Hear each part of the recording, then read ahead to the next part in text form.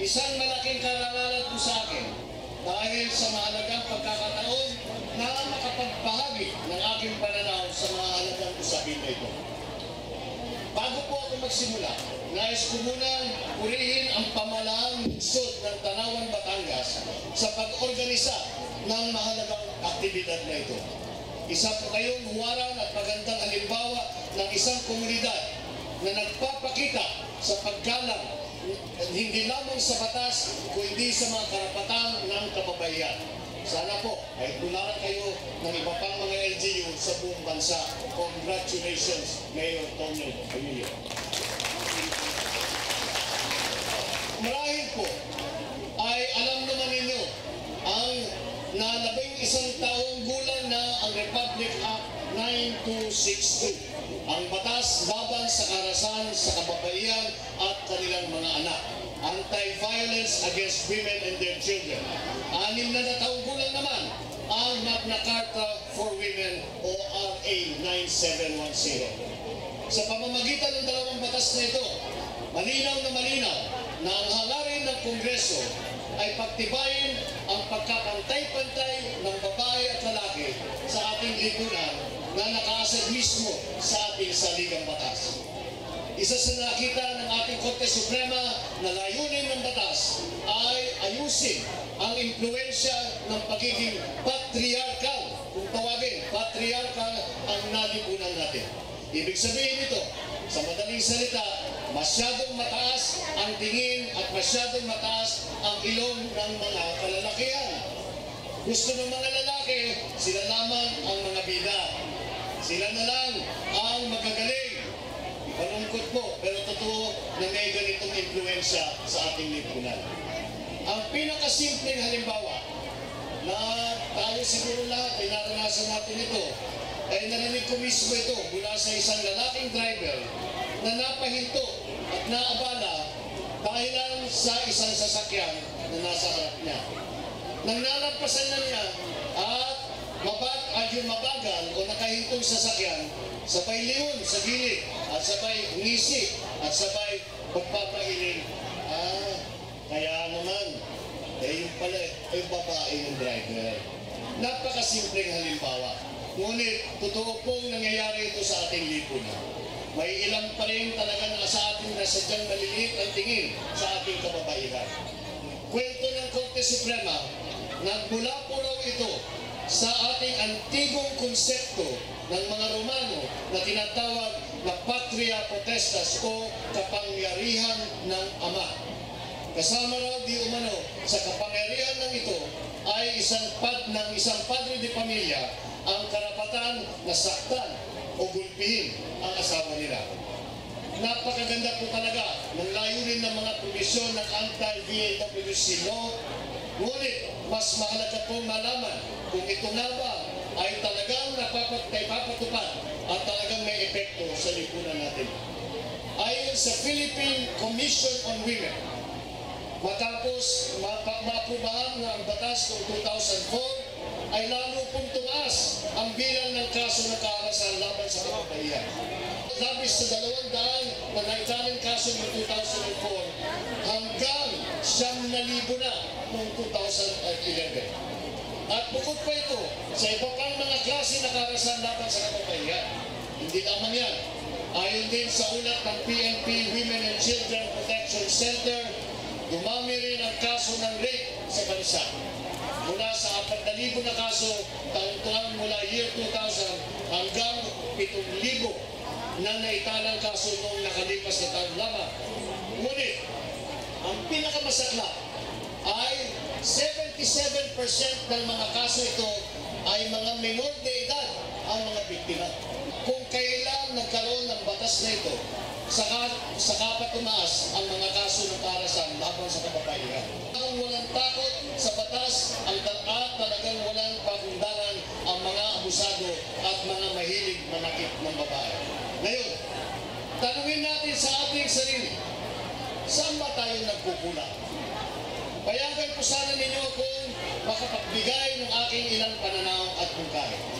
Unang-una, kailangan natin ang patuloy na edukasyon at pagbabago sa mentalidad at kultura ng taong bayan ukol sa karapatan ng mga kababaihan. Dapat mawala na ang pag-iisip na dapat lalaki lang ang bida at lalaki lang ang pinakamagaling. Tanggalin na natin yan sa pag-iisip, hindi lamang sa ating mga leader, kung hindi sa ating mga kababayan. Dapat din na malaman ng taong bayan na isang krimen ang karahasan laban sa kababaihan at may kaakibat na mabigat na parusa. Hindi na ito basta-basta isang pribadong away na hindi dapat pakialaman at inuman. Hindi lamang yan. Dapat din malaman ng taong bayan ang posibilidad ng battered wife syndrome defense. Kapag napuno at biglang gumanti sa iyo ang asawa ninyo na palagi nitong binubugbog, kawawa ka, siya ay ipapawalang sala ng ating batas.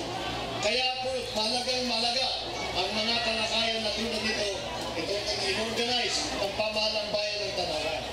Sa Senado po, madalas din po magkaroon sa mga gender sensitivity seminar sa amin, kung saan inaatasan dumadalo lahat po ng mga taga-Senado. Pangalawa, palakasin din natin ang mga pamilya Pilipino. Mahalaga po ang paniniwala at takot sa Diyos. Ang pamilyang nagmamahalan at may takot sa Diyos, mananatiling matibay at matatag anuman ang pagsubok na dumaan sa kanilang buhay. Ang pamilyang nagtuturo at nagsasabuhay ng magandang moralidad at mga magagandang asal ng Pilipino ay may malakas na panlaban sa ganitong mga pagsubok sa kanilang samahan at sa kanilang ugnayan.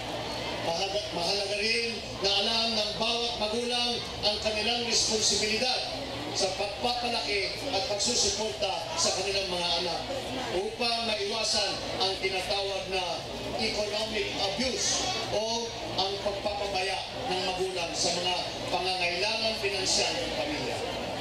Bago ang kasal, dapat itong ituro at ipaalala sa pre-marriage counseling sa mga nagpaplanong magpakasal at sa mga nag-a-apply ng marriage license. Mahalaga na alalahanin ang pelikula noon, baka maalala ninyo, starring Aika, Zaza, Gabi, and Edu. Ikalabing isang utos, mahalin mo ang asawa mo. Love your wife or your partner for the rest of your life.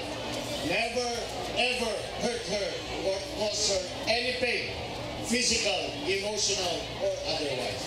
Pangatlo po, may responsibilidad din ang pamahalaan dito. Partikular na sa paniniguro na may sapat na pagkakataon para sa mga pamilya na gumanda ang buhay, magandang trabaho para sa mga magulang, libre at murang edukasyon para sa mga anak, murang bilihin at iba pa. Bakit ko po sinasabi ito? Tanggapin po natin, marami sa mga kasong nakaharasan ay may ugat sa kahirapan ng buhay. Dahil sa kawalan ng trabaho, dahil sa kawalan ng makain.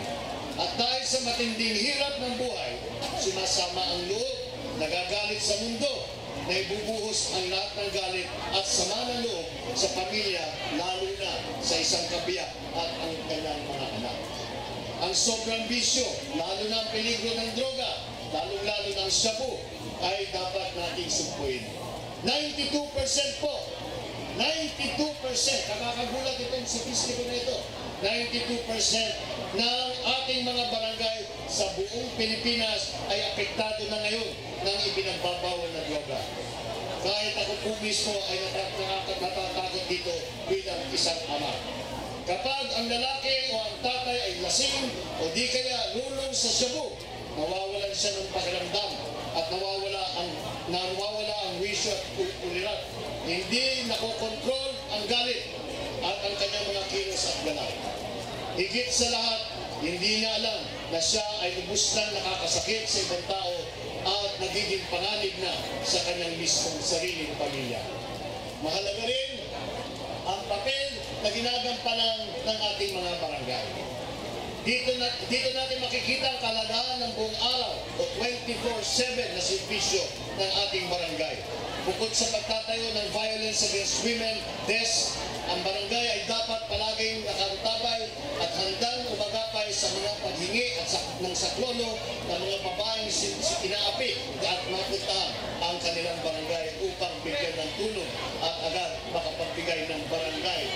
protection order.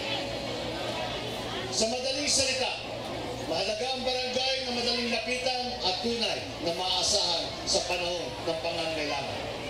Huli sa lahat, kailangan natin ang isang mabilis, malinis, matibay at maaasahang sistema ng katarungan mula sa magagaling na pulis, mga piskal o taga-usig ng mga public attorney at ang ating mga huwes.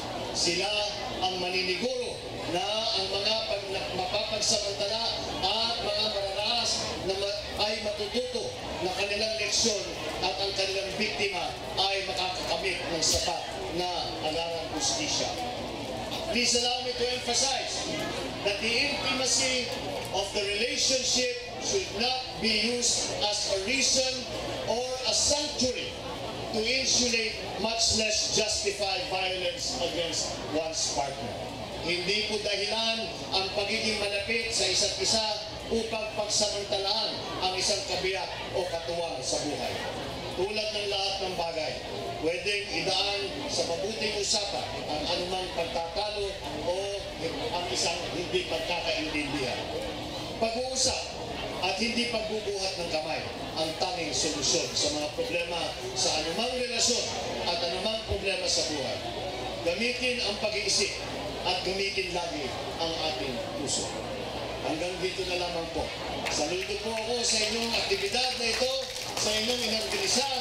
Makakaasa po kayo sa aking patuloy na pagsusuporta sa mga karapatan ng kababaihan, sa pamilyang Pilipino at sa ating mga komunidad at mga barangay.